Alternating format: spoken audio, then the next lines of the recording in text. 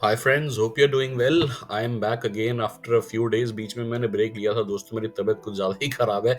Anyways, आज जो है मैं आपके लिए एक नया वर्ड लेकर के आया हूँ वोकैबलरी का, जिसका नाम है फ्रेजाइल।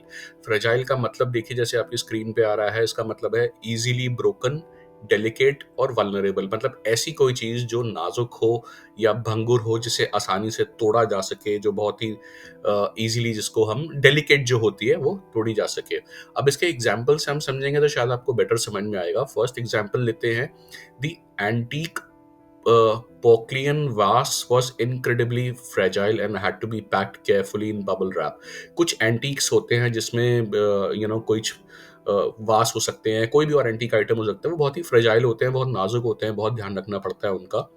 अगर वो जरा सा भी उनको कुछ लग जाए, कुछ हो जाए, तो वो टूट सकते हैं। कहने का मतलब ये है कि बहुत नाजुक होते हैं। That's what the sentence says. Second sentence, after the accident the patients condition remain fragile requiring constant medical supervision. यहाँ पे एक व्यक्ति की बात हो रही है जिसका एक्सीडेंट हो गया है, और एक्सीडेंट होने के बाद उसकी कंडीशन जो बोलते हैं ना कि काफी नाजुक हालात में है, that is what it is saying. और कांस्टेंट मेडिकल सुपरविजन में है, जहाँ पे उसको डॉक्टर्स लगातार मॉनिटर कर रहे हैं। थर्ड एग्जाम्पल है, the global economic recovery is still fragile and could be jeopardized by further crisis. इसमें ये बोल रहे हैं कि जो इकोनॉमिक रिकवरी है, जो पूरे वर्ल्ड की है, वो काफ़ी फ्रेजाइल है, काफ़ी नाजुक मोड़ पे है, काफ़ी हल्की है। मतलब इट्स नॉट वेरी हेल्दी। तो कुछ भी हो सकता है उसमें बेसिकली, और उससे फर्दर जेपरडाइज भी हो सकती है चीज़ें। एक एग्जांपल में मेरे को अभी याद आ रहा है, आपको याद हो 2008 में सब प्राइम क्राइसिस हुआ था, जिसके बाद the whole economy fell through, the whole world's economy, Goldman सैक्स था, बहुत सारी कंपनीज थी वो बंद हो गई थी। इतना बड़ा उसमें नुकसान हुआ था कि लोगों की नौकरियां चली गई थी। So the situation became very fragile. Next example, she handle the new born kitten with extreme care because of its fragile bones. यहाँ पे एक छोटे से बिल्ली के बच्चे की बात हो रही है, जहाँ पे किसी लेडी ने उसको या किसी गर्ल ने बहुत एक्सट्रीम केयर के साथ में हैंडल किया। करना भी पड़ता है, क्योंकि बोन्स जो होती है ना उनकी, जो बहुत सॉफ्ट होती हैं, बहुत फ्रेजाइल होती हैं, टूट सकती हैं ज़रा सा अगर आपने ध्यान नहीं दिया। इनफैक्ट ये छोटे बच्चों के साथ भी होता है। जो छोटे बच्चे जैसे ही पैदा होता है बच्चा, कितना ज़्यादा नाजुक होता है, तो बहुत ध्यान से उसको पकड़ना पड़ता है, रखना पड़ता है। उनकी बोन्स जो होती हैं और मसल्स बहुत फ्रेजाइल होती हैं। Next example, please handle the documents gently, the old paper is very fragile. यहाँ पे बोल रहे हैं कि भाई ये पुराने डॉक्यूमेंट्स कुछ हो जाते हैं तो उनको बहुत ध्यान से जो है हैंडल कीजिए, क्योंकि कई बार आपने नोटिस किया होगा 20-25 साल 40 साल पहले के डॉक्यूमेंट्स होते हैं, वो थोड़े फटे हुए होते हैं, बिल्कुल रूखे से होते हैं। जरा सा भी उनको ध्यान नहीं दिया तो वो पूरा फट सकते हैं। They are very fragile and they can be destroyed if not handled carefully. Next example, a child's self-esteem is often fragile and can be damaged by harsh criticism. यहाँ बोल रहे हैं कि बच्चों का जो सेल्फ एस्टीम होती है, जो कॉन्फिडेंस होता है, वो बहुत ही नाजुक होता है। अगर आप उनको बहुत ज़्यादा डांटेंगे या गलत तरीके से क्रिटिसाइज करेंगे उनको, तो उनका आपका सेल्फ एस्टीम है वो बहुत डैमेज हो सकता है। तो बहुत केयरफुली बच्चों को हैंडल करना पड़ता है वर्ड्स के थ्रू।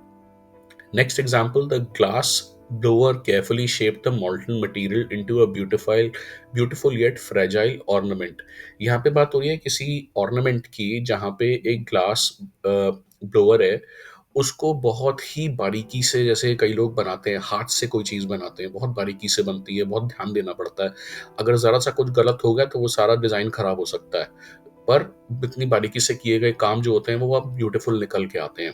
तो it is a very fragile thing to do in ornaments और इन अदर थिंग्स, लाइक जैसे नक्काशी है, या पुराने ज़माने में किया जाता था वहाँ पे, कि आपने देखा हो कितनी नाजुकता से जो है वो वॉल्स डिज़ाइन की होती थी, लगता था कितनी ब्यूटीफुल है।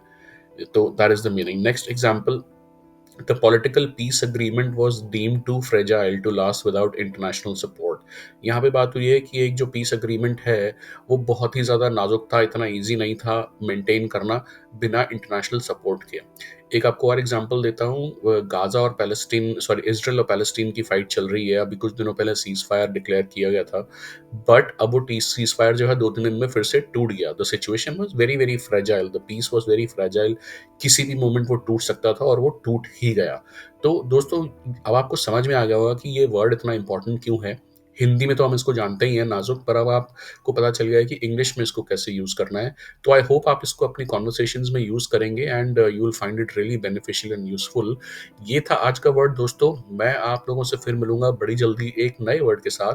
तब तक के लिए पढ़ते रहिए, सीखते रहिए, और अगर आपको लगता है मैंने आपको कोई भी एक थोड़ी-सी वैल्यू दी है इस वीडियो के थ्रू, तो प्लीज़ मेरे channel become brilliant with Nitin को लाइक करें, शेयर करें और सब्सक्राइब करें, and I will see you very soon. Take care, bye.